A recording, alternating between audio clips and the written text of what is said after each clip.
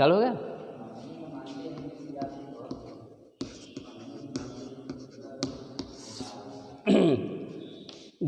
DElEd द्वितीय semester के अंतर्गत आज हम आपको राष्ट्रीय परिचर्चा 2005 के बारे में बताएंगे।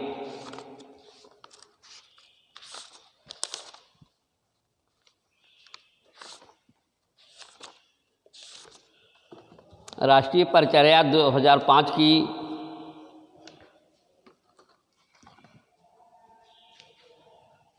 राष्ट्रीय परिचर्या 2005 राष्ट्रीय पाठचर्या 2000 राष्ट्रीय पाठचर्या 2005 क्या है, इसके बारे में हम आपको बताएंगे। राष्ट्रीय पाठचर्या की रूपरेखा 2005 उस समय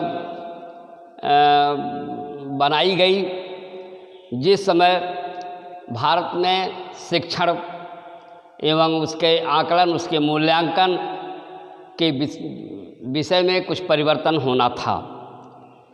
प्रारंभिक शिक्षा की गुणवत्ता के लिए विविध आयामों के संबंध में मौजूदा दृष्टिकोण की समीक्षा की गई, जिसके उपरांत प्रदेश में अपने पुनरीक्षित गुणवत्ता तथा शिक्षा विजन का विकास किया गया।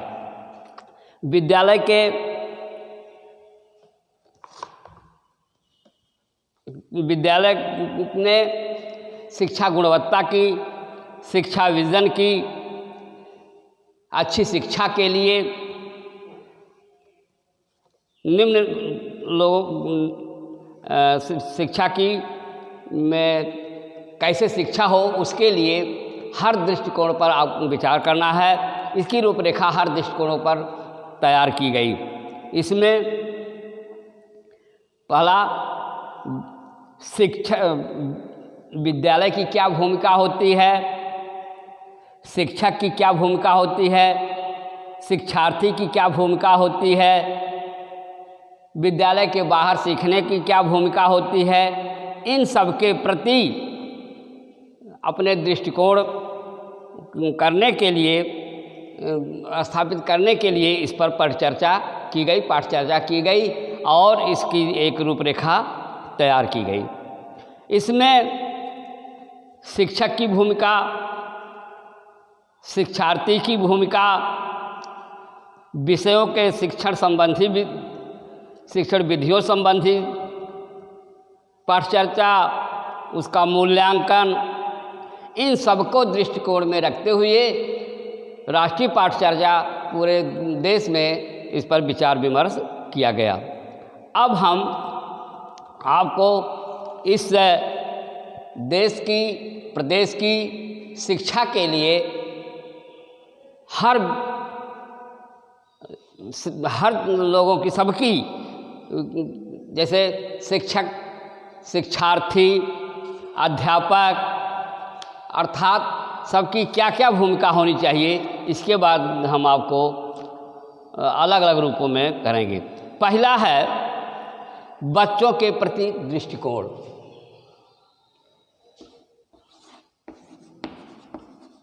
बच्चों के प्रति दृष्टिकोण। देखिए, राष्ट्रीय पाठचर्या 2005 के अंतर्गत इसकी रूपरेखा जो तैयार की गई, उसके आधार पर, उसके अनुसार बच्चों के प्रति क्या दृष्टिकोण होना चाहिए। देखिए, इसके अच्छी शिक्षा बच्चों को मिले, ये सब सरकार का या राष्ट्रीय विज़न है, प्रदेश विज़न है।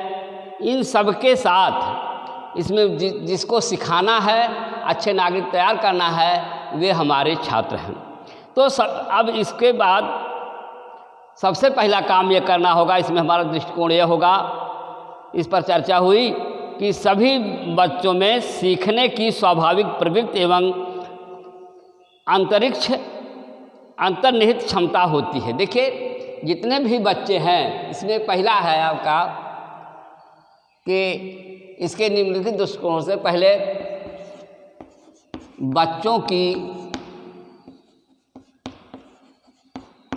आंतरिक क्षमता। हर बच्चा जो है सीखना चाहता है, लेकिन वह उतना ही सीख सकता है जितना उसकी प्रवृत्ति, जितना उसकी योग्यता, जितनी उसमें क्षमता होती है, उसी के आधार पर वह सीख सकता है। तो सबसे पहले पाठचर्या जो होती है वह बच्चों को सीखने के स्वाभाविक प्रवृत्ति पर होनी चाहिए। नंबर 2, सीखने एवं अभिव्यक्ति के परिप्रेक्ष्य में सभी बच्चे विशिष्ट होते हैं।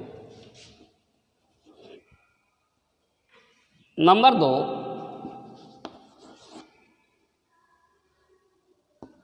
विशिष्ट बच्चे। देखिए हर बच्चा एक समान नहीं होता है। कुछ बच्चे अच्छे कलाकार होते हैं, तो कुछ बच्चे अच्छे वक्ता होते हैं, कुछ बच्चों में ऐसी भी क्षमता होती है जो बहुत टैलेंटेड होते हैं। तो हर बच्चा जो है वह स्वभाव से अलग अलग रूपों में होता है, और इन बच्चों के लिए अपने आप में अनुभव द्वारा, लर्निंग बाय डूइंग करके सीखने के द्वारा, स्वयं रचना करके, प्रयोग करके, पढ़ करके, विचार विमर्श करके, पूछ करके विभिन्न रूपों में वो शिक्षा ग्रहण कर सकते हैं। इसलिए इस प्रकार के बच्चे होने चाहिए बच्चों के दृष्टिकोण। दूसरा, प्रत्येक बच्चे की सीखने की गति अलग अलग होती है। प्रत्येक बच्चों की सीखने की अलग अलग गति। देखिए हर बच्चा एक समान नहीं सीख सकता, सबके सीखने की क्षमता, सबके सीखने की गति अलग अलग होती है। कुछ बच्चों को एक बार बता दिया जाए तो वो आसानी से सीख जाते हैं, कुछ बच्चों को बार बार बताया जाए तभी जल्दी नहीं सीख पाते हैं। तो इस तरह से प्रत्येक बच्चे को समझाने के लिए, सिखाने के लिए उसकी क्षमता का अध्ययन करना पड़ेगा। इस तरह से उसको उसके अनुरूप शिक्षा देनी होगी। नंबर 4, सभी बच्चे सक्रिय रूप से सहायक सामग्रियों का प्रयोग अलग अलग रूपों में करते हैं। सहायक सामग्रियों का प्रयोग। देखिए हर बच्चा एक ही तरह से हर सामग्री का प्रयोग नहीं कर सकता। कुछ लोग सहायक सामग्रियों के द्वारा आसानी से सीख लेते हैं, कुछ बच्चे उसको सही रूप से नहीं सीख पाते हैं, कुछ लोग उसका अर्थ ही नहीं समझ पाते। तो इस तरह से अलग अलग रूपों में बच्चों को की रूपरेखा देखी जाती है। अब नंबर 5 ये है कि सभी बच्चे जो है सीखने की प्रक्रिया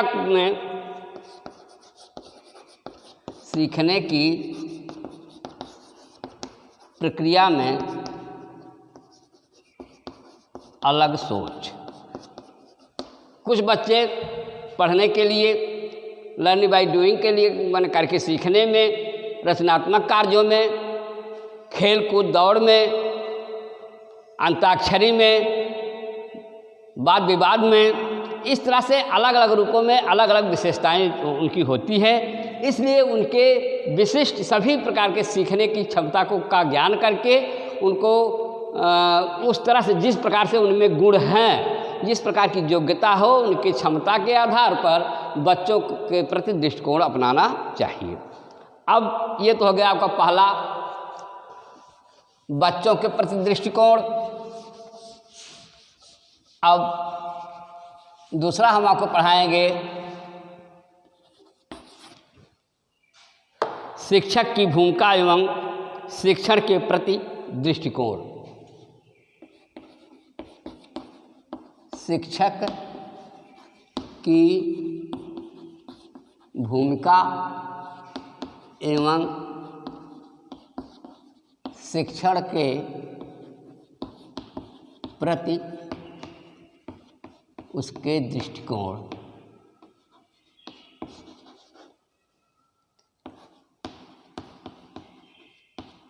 देखिए, राष्ट्रीय पाठ्यचर्या 2005 की जो रूपरेखा तैयार की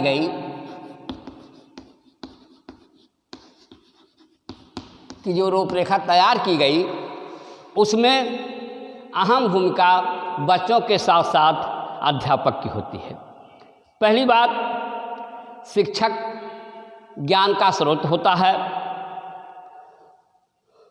शिक्षक ही बच्चे को, शिक्षक उस तरह का होता है, उस कुम्हार की तरह से होता है जिस प्रकार से मिट्टी से चाहे तो वो भगवान की मूर्ति बना दे, चाहे विष्णु की मूर्ति बना दे, चाहे वीरप्पन की मूर्ति बना दे, चाहे किसी भी तरह से वो बना सकता है।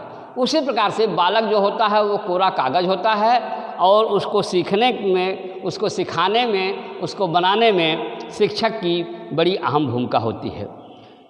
वो शिक्षक को चाहिए कि वो बच्चों के ज्ञान का, बच्चों की क्षमता का, बच्चों की सृजनशीलता का अध्ययन करे और उसके आधार पर उसको शिक्षा देने की व्यवस्था करे।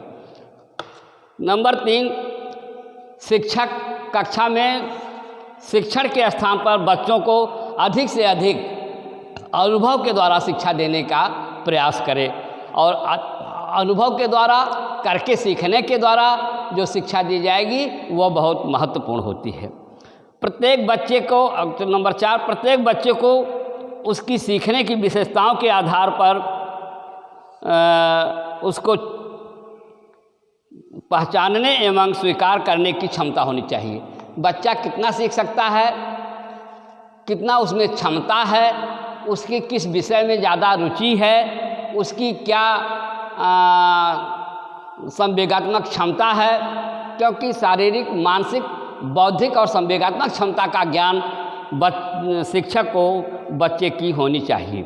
नंबर 5, प्रत्येक बच्चे की परिवेशीय विशिष्टता एवं अनुभव को मान्यता। मतलब शिक्षक को चाहिए कि बच्चे के विशिष्ट ज्ञान का वह पता लगावे और उसकी रुचि का भी पता लगाकर उसी के अनुसार शिक्षा दे। बच्चों को सक्रिय सीखने वालों के रूप में पहचान करना और निष्क्रिय कार्यों से उसको अलग करना चाहिए। क्रियाकलापों के आधार पर बच्चों के अवलोकन एवं मूल्यांकन की दक्षता होनी चाहिए अध्यापक में। वो बच्चों की क्षमता को देख करके, उसको पढ़ा करके, उसके आधार पर उसको आगे बढ़ाने की क्षमता होनी चाहिए।